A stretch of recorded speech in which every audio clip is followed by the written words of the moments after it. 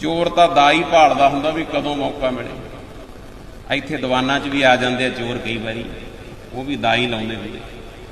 ਕੋਈ ਹੋਰ ਨਾ ਦਾ ਲੱਗਿਆ, ਜਾਂਦੇ ਜਾਂਦੇ ਜੁੱਤੀ ਵੀ ਪਾ ਕੇ ਲੈ ਜਾਂਦੇ ਅਗਲੇ। ਜੇ ਤਾਂ ਕੰਮ ਚੱਲ ਗਿਆ ਠੀਕ ਹੈ, ਜੇ ਕੋਈ ਫੜਿਆ ਗਿਆ ਫਿਰ ਕਹਿੰਦੇ ਹੈ ਪਤਾ ਹੀ ਨਹੀਂ ਲੱਗਿਆ, ਭੁਲੇਖਾ ਹੀ ਲੱਗ ਗਿਆ, ਆਈ ਲੈ ਜਾਂਦੇ। ਚਲੋ ਤੁਹਾਡੀ ਤਾਂ ਗੱਲ ਛੱਡੋ, ਇਹਦਾ ਮੇਰੀ ਉਹ ਜੁੱਤੀ ਚੱਕ ਕੇ ਲੈ ਗਏ। ਸਾਡੇ ਯੂਪੀ 'ਚ ਦੀਵਾਨ ਮੇਰਾ ਜੋੜਾ ਹੀ ਲੈ ਗਿਆ ਚੱਕ। ਮੈਂ ਵੀ ਉਦੋਂ ਸੋਹਣੀਆਂ ਕੱਢਵੀਆਂ ਜਿਹੀਆਂ ਪਾਉਂਦਾ ਹੁੰਦਾ ਸੀ, ਨੋਕਾਂ ਵਾਲੀਆਂ, ਚੰਗੀਆਂ ਮਹਿੰਗੀਆਂ ਸੰਗਤ ਲਿਆ ਦਿੰਦੀ ਸੀ। ਜਦੋਂ ਮੇਰੀ ਜੁੱਤੀ ਚੱਕੀ ਗਈ, ਕਾਰਸੇ ਵਾਲੇ ਬਾਬੇ ਮੇਰੇ ਨਾਲ, ਮੈਂ ਢਿੱਲਾ ਜਾ ਹੋ ਗਿਆ। ਮੈਂ ਕਿਹਾ ਬਾਬਾ ਜੀ ਮੇਰੀ ਜੁੱਤੀ ਵੀ ਚੱਕੀ ਗਈ। ਬਾਬੇ ਉਦੋਂ ਗਾ ਕਹਿੰਦੇ ਤੁਹਾਡੇ ਪਵਾ ਦਿੰਦੇ ਆ ਜੁੱਤੀਆਂ। ਮੈਂ ਬਾਬਾ ਜੀ ਕਾਹਨੂੰ ਪਵਾਉਂਦੇ ਜੁੱਤੀਆਂ?